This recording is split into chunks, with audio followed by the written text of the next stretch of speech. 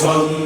đằng phá tế thấu ru trói tu Christa bel te chu haru o nam ro bui te u ralin sai o nam khen ma ya Bakya tu lu chu wang swak ru Bakya tu lu chu wang swak ru Ui ko ui ri amin Kan swak Krista sara ro Uya nam tu kan di ro uya nam tu kan di ro uya nam tu kan di kan swak tu Krista sara ro uya nam tu kan di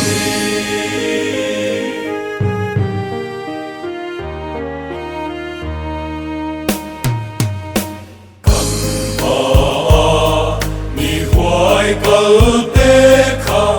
an ding he mun na ya an puan sar an thing le en ru iswa sara ne tu te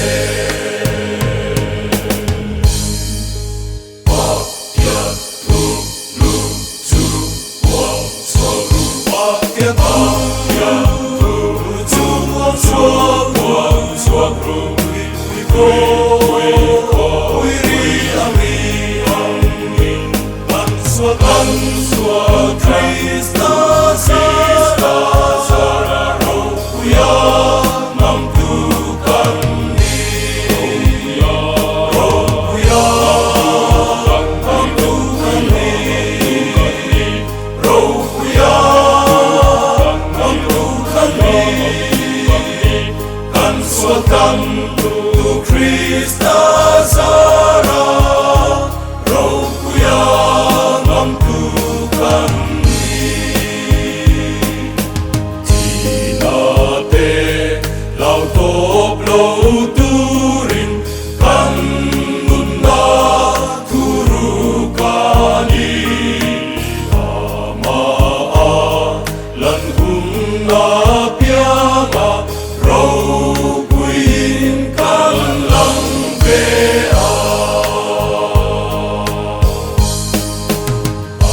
ama pa akan ding trevang aro kui sia turi ama choi moin kan fakam kan lo man te mu trevi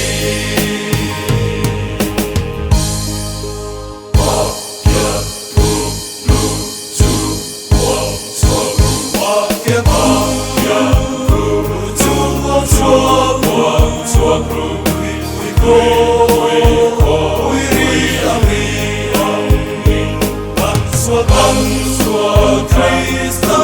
sara ro uya nam tu kan di